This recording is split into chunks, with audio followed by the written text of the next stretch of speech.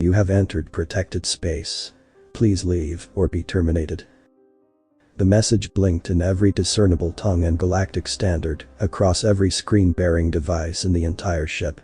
No matter how many times the team had been drilled for this, it was never as unsettling as seeing it while 3 full jumps from the nearest star base. We had 4 jumps worth of fuel at a full tank. Anything larger, and we were told that we wouldn't make it through the no man's land of glassed planets between Excision Zil and Valkyrie 7. Even then, the jumps had to be made at precisely the right cycles and coordinates. How one keeps a mine in hyperspace is beyond me. GC-2371, Transport Vessel. Permission to dock under null protocol. My appendages shook as I typed out the message. Morse code was only taught for this mission, and I hoped I got it right. Please hold for verification. The crew were deathly silent. Breaths turning into rotations, and we hoped our lives would not be forfeit. Null protocol accepted. Valkyrie 7 initializing. Please hold location to prevent gravitational errors.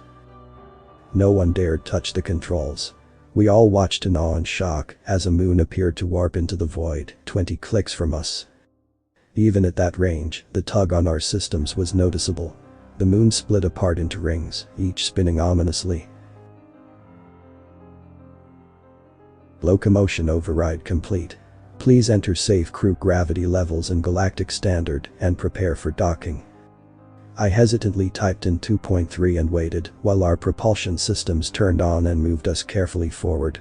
As we entered the tunnel, like maw of the station, the thudding of magnetic anchors pummeled our collective hearing apparati, and a relieved sigh was let out amongst the crew. The bulkhead on our ship hissed, and a single bipedal creature walked in to meet our group. Zell, Vindasli, Grandut, Meffengal, Sherikt, and Gali. I recognize all of your ambassadors. But who are you? The being's galactic common was perfect. No hint of accent being found. The mirror-polished gold of its faceplate gave away nothing. Undashi, sir. No names were to be given besides that of your race. To these beings, none of that mattered. That fact had been drilled into my head 1,000 times over. Arrival to the Galactic Council, approximately 290 standard cycles ago. The being considered this for a moment before apparently nodding to no one. I see. Your crew stays with the ship. You can come with me. The rest of the ambassadors will wait for another escort. As much as I wanted to stay within the relative safety of the others, I knew this was how it was to go. The procedures were tested and true, supposedly. And so far, we had made contact with the station, and everyone was alive. That was better than I had been prepared for. A figure and I boarded a small pod and floated to the loading dock. I took the chance to glance around. The station was huge. Built for trading, no doubt. But it was empty. Hauntingly so. No traders landed here anymore. We stepped out of the pod and walked across the deck. I cannot explain how unsettling it is to only hear the click of another's grav boots on a trade dock. I sighed in relief as we stepped through an airlock on the far end and the room pressurized. The biped beckoned me to a platform, and the rush of force as it started to move almost threw me to the ground. Now, the biped began, as it is your species' first encounter with us, you will have a little more freedom than the others. Take this. The figure handed me a syringe. I had not been briefed on this and tried to be polite. I don't understand. The being tilted its head, or what I assumed was its head, and seemed to study me for a moment. Ah, it is working as intended then. All the others have gone through this, they just can't speak on it. Inside that syringe is a batch of nanites. It prevents you from spreading what you see and hear here to anyone else. Things started to make sense to me now. Why no one else had been able to fly the ship. Why no one could tell me what or who exactly we were going to meet. Only the procedures. I sighed and injected the mystery fluid into my suit port, shaking as ice seemed to flood my veins. After I regained control of my homeostatic abilities, I looked up at the being. Anything else? No. Please step through the door. I hadn't even noticed that the platform had stopped moving. The door opened and soft music drifted through my mind. I shook my head, trying desperately not to get lost in its hypnotic notes. "A fan of Tchaikovsky, are you?" I startled at the strange being in front of me. It was probably half again as tall as me and built like a monster. All muscle in a way that only high-gravity creatures were. Almost devoid of fur, yet definitely warm-blooded. Odd really.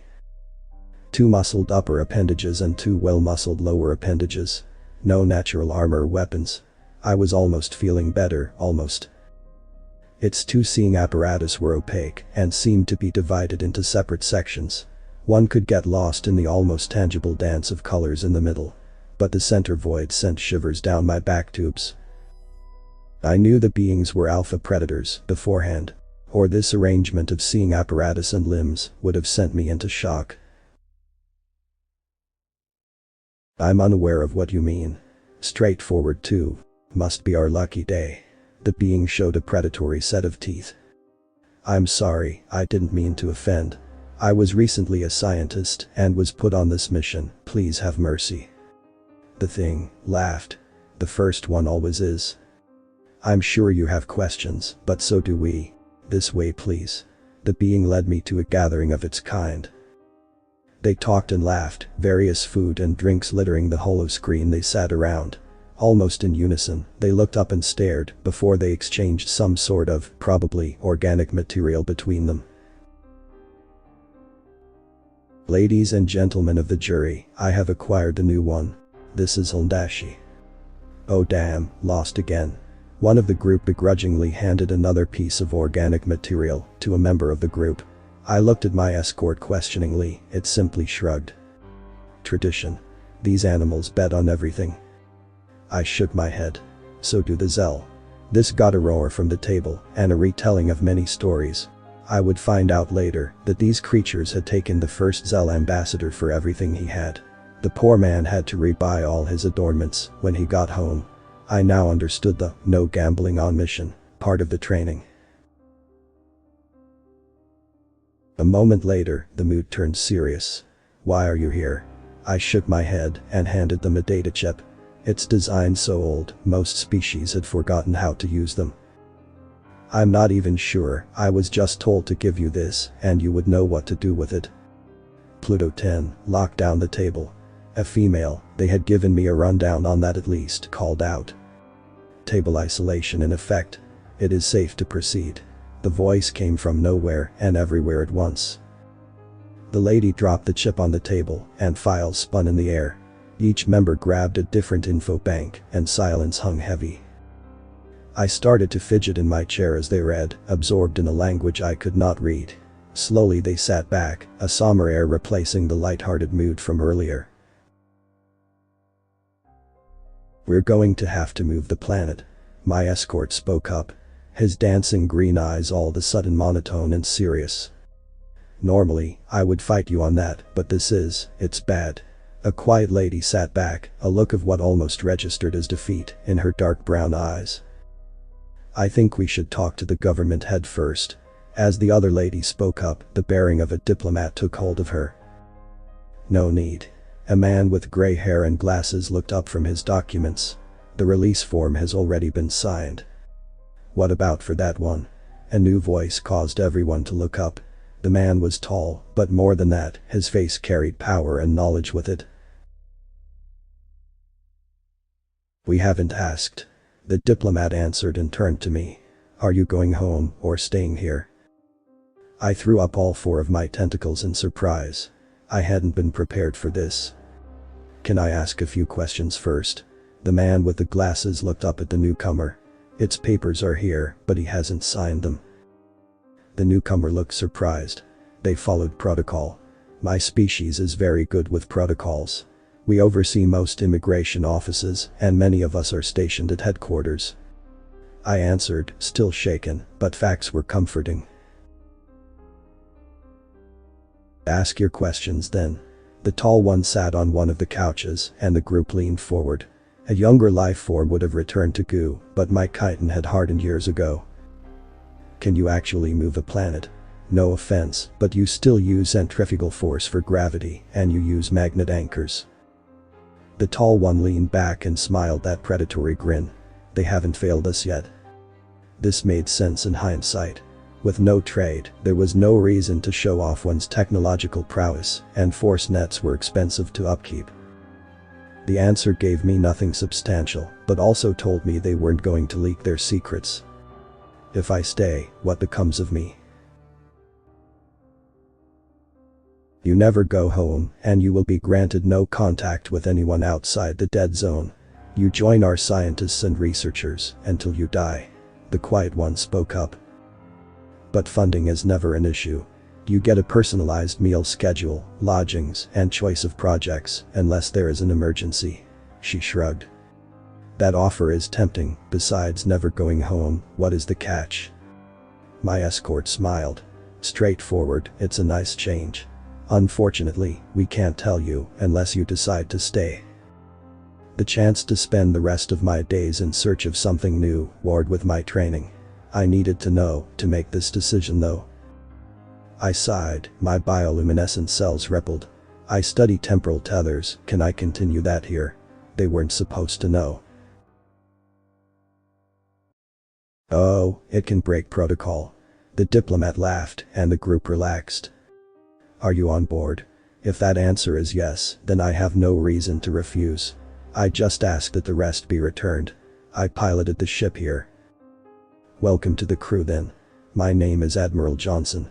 The tall one reached out one of his upper appendages, and I hesitantly shook it, thanking the mother pod that the suit was reinforced.